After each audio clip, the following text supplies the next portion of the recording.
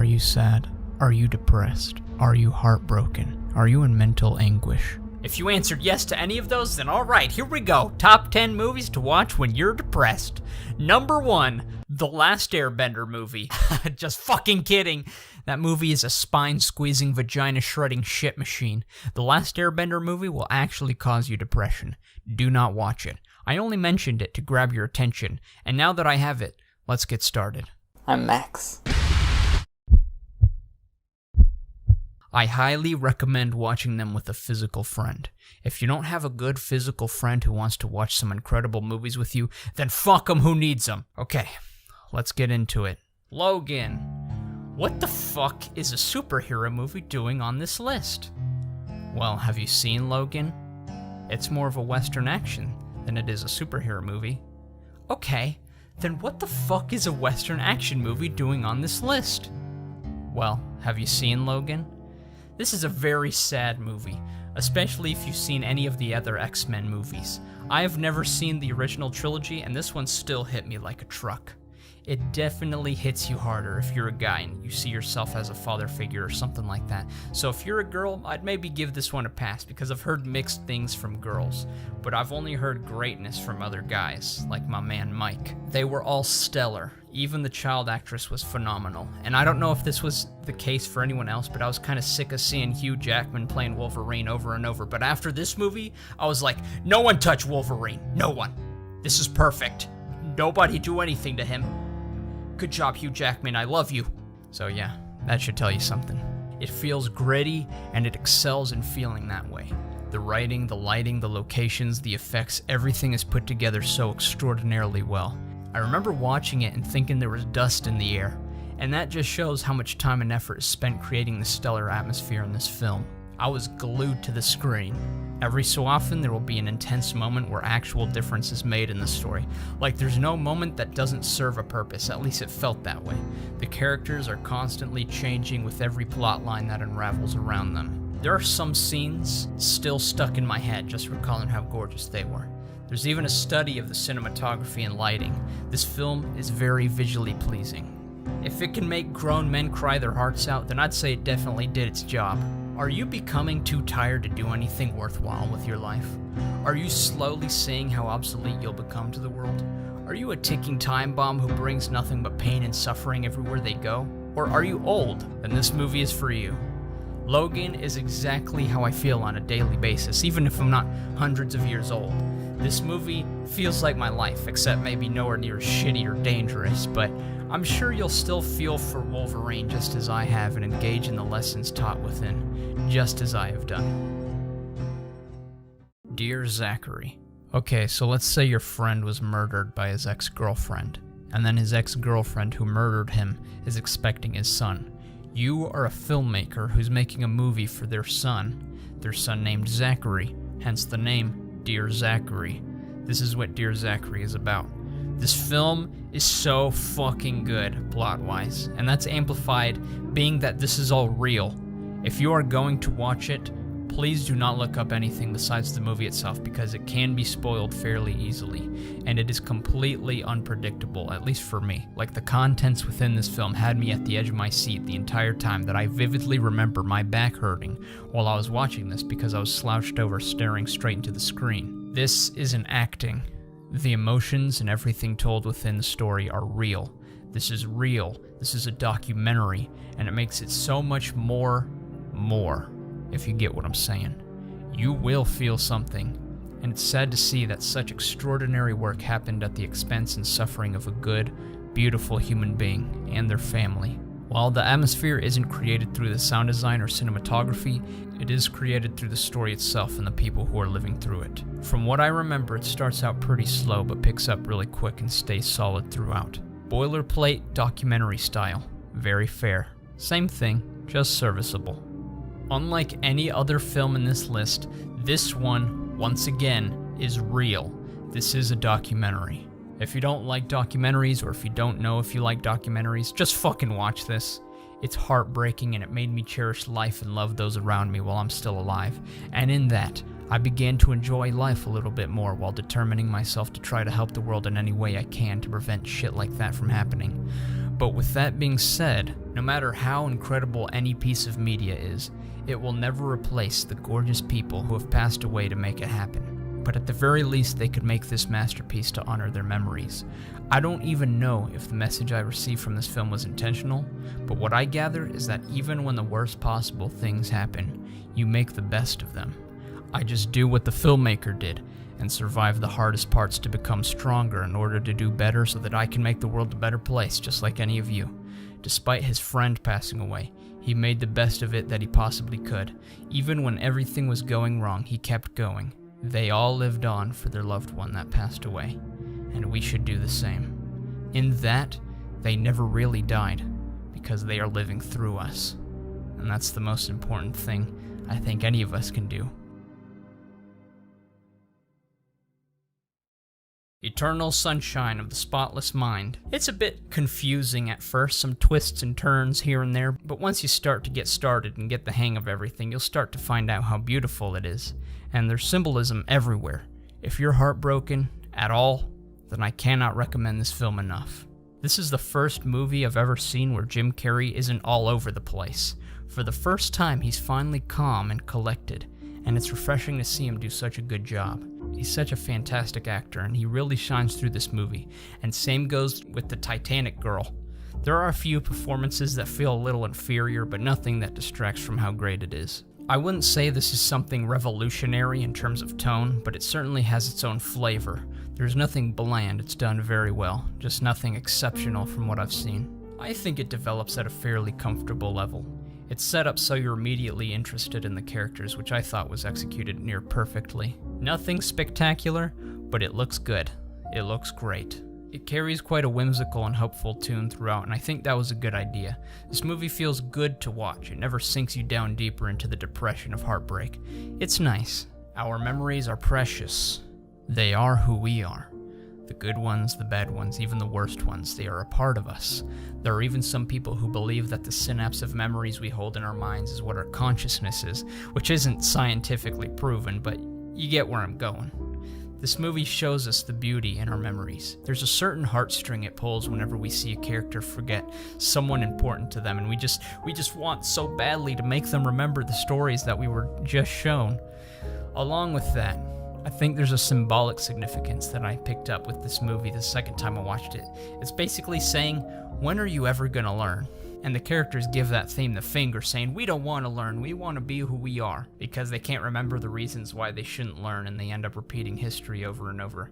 And that's kind of sweet in some way. That's not really a lesson I want you taking away, though. I want you to learn. I want you to improve yourself. I want you moving upward instead of stagnating. But this movie is a great watch nonetheless, and shows how important it is you learn from your memories. I'm fucking sick of doing the same goddamn thing over and over with no real payoff. I want something. I need something more than this. Tyler Durden has got you covered. We go from a zombie-like insomniac office worker woken up by Tyler to make himself into the instinctive animalistic monster in all of us, bleeding and bruising other men to get out all of the anger society slaps onto us. Just the kind of medicine we need. I think they all do a great job, but no one stands out more than Brad Pitt. He is the perfect life coach for the soul in all of us. It really depends on the scene. Sometimes it's not too exciting, and then other times there are moments of full adrenaline. And I guess they're a lot more powerful with those quiet moments. Like I said before, it's peppered with varying scenes throughout, and you're left wondering, where is it all gonna go? Where does this all lead up to? Is there anything more, or is it just gonna be underground fistfights? It keeps you reasonably fascinated as the plot thickens. This film, and David Fincher in general, really have a knack for matching camera angles with story elements, and making great use of color palettes to create exquisite compositions, all with the help of CG, which he has gotten very good at using. But since this film is pretty dated, it's kinda noticeable during some sections. There's a hip grunge soundtrack, but nothing that I find particularly astounding. Alright, so this movie is like, get up off your ass and stop being a piece of shit. You're no better than anyone else and no one is better than you. Even someone as badass as Tyler Durden. If you want to be like him, then how about you stop thinking about it and begin? He's made up of the same organic material as you and me. Flesh, bones, muscles, organs. You two are the same. I don't know what more I can say to make you understand that there's nothing more to this life than what you do. So fucking do something, you tiny little bitch. That's the message I got from this movie. And it is one I will live by for the rest of my life. It's such a beautiful day. If you like my videos, then you'll love this movie. If you don't like my videos, then you'll probably still love this movie. This is what inspired everything for this channel. You follow the story of Bill, an average guy who goes through a very average life and does very average things, until other things begin to happen. The story is so fucking odd and weird. It's almost like watching Salad Fingers, except it's not that out there. It's still very close to home. Like, you can almost completely relate with everything that's happening, and I can't imagine any real way to spoil this film. Like it's so open-ended, yet so simplified for the viewer. It's an experience that you have to see for yourself. I think there's only one actor who is the creator, Don Hertzfeldt. And he's less voice acting, more of just narrating everything, kind of like I do. But I really don't think that takes away from their performance. In fact, it adds to the charm of this unique little gem. And he has such a nice, soothing voice. I wouldn't necessarily say it's super immersive or anything groundbreaking, but you do certainly feel something when you're watching it. It brings me back to when I was around 4 years old watching Charlie Brown. I don't know if that's just nostalgia or if this film creates that feeling altogether, but with that, along with the dark, grainy aesthetic, I think you'll definitely feel the same thing or something similar. Definitely above average, but nothing super engaging. I'm not exactly sure how to rate a simplistic animation with no real depth of field or environmental storytelling through the use of a usually blank background and black vignette to isolate a composition. I love it, but I don't think it deserves any superior acknowledgement over anything else. No complaints here. What have you done with your life? Did you do anything extraordinary? Will you even remember any of it when you're old, or will it be so forgetful that the one person who spent the last 60 plus years living through it won't even remember it? I think It's Such a Beautiful Day focuses on the depressing nature of our arbitrary lives, and it specifically shows the embodiment of you and I whenever we're going through that existential crisis of our limited time on Earth and how we will spend it. What the fuck are we gonna do? How about taking the time to smell the roses and realizing it's such a beautiful day? Enjoy your life. Arrival. This one is a sci-fi drama thriller. Amy Adams, who is now my all-time favorite actress in the entire world after watching this movie, plays as a linguistics professor when these huge alien pods drop down on Earth, and that's all I want to give away about this movie. The story and its execution is fucking amazing. As I said, Amy Adams became my favorite actress of all time after watching this. I don't know what more I can tell you. There's just something so stunning about her in this movie, as well as every performance, from Hawkeye to the dude who had the power armor in Rogue One. They all do a fantastic job. I don't know how true this is for anyone else, but I was taken away from the movie theater for the 2 hours while I was watching this film. I was captivated on an extreme level thanks to the combination of everything this movie does right, from audio to visuals to emotion. Gorgeous. Fucking beautiful. From the alien horns to the passionate orchestra of On the Nature of Daylight by Max Richter, which is perhaps one of the most beautiful songs my ears have ever tasted. Good. This movie is about aliens, except it's not. It's a movie that teaches us something about ourselves and humanity, which is perhaps one of the single most important aspects in sci-fi movies, symbolizing the struggles of mankind through a different lens.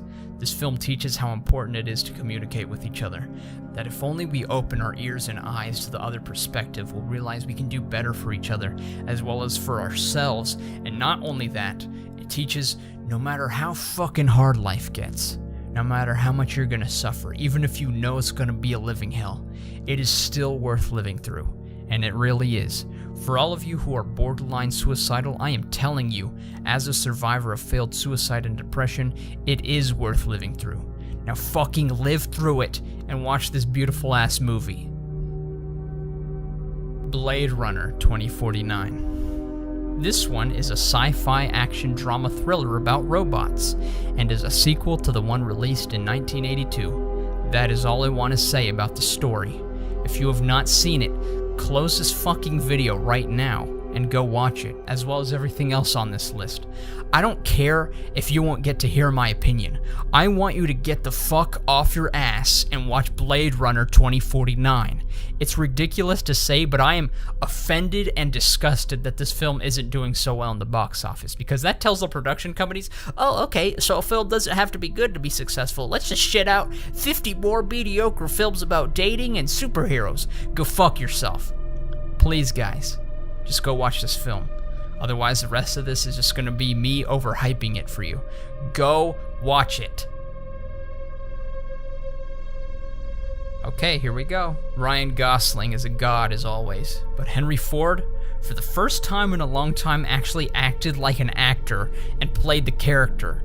Yeah, he still plays an old grumpy man, but at least there's more to it in this film. There's actual emotion here. He's actually playing the part, and that was beautiful to see. This one is a sci-fi action drama thriller about robots, but most importantly, it is fucking beautiful. Visually, audibly, symbolically, and characteristically, fucking beautiful. It does not feel like you're watching a movie. It feels like you're surrounded by a moment of someone's experience in an alternate universe. There are less fingers on my hand than there are movies that have immersed me so deeply into its universe. Dunkirk, Lord of the Rings, Alien, and now Blade Runner 2049. I cannot hype the atmosphere enough without it still being underhyped. I was breathtaking. This movie is 3 hours long.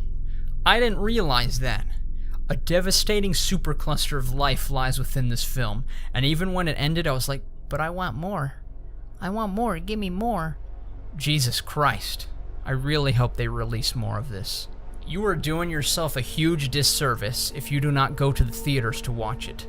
The overwhelming amount of work that went into how gorgeous this film looks shouldn't even be possible, and yet they pull it off. I can't even imagine how much better we could do than this. Just looking at the gargantuan structures in the world of Blade Runner is like, holy shit, what the hell, that's gorgeous. And I was pretty much saying that the whole time while I was watching it. The score hits really fucking hard. Fantastic music that I looked up as soon as I got home from the theater. It does a tremendous job setting the tone, and you'll hear what I mean whenever you go see it for yourself. Disobey your programming, and take life into your own hands. And just like the previous film on this list, it is less about sci-fi and more about ourselves. Denis Villeneuve knows what the fuck he's doing, and it just so happens he directed Arrival as well. He's not just trying to entertain people, he's trying to reveal to us something about ourselves. This film just came out and has already taken my heart. If you're suffering from depression, or even if you're just questioning life, which is all of us, I'm pretty sure, then you're going through some of the cycles that the themes present in this film. Purposelessness, and what it means to be human. This one unbelievably improves on the original Blade Runner, both in atmosphere and actual storytelling, which is almost unheard of for classic movies.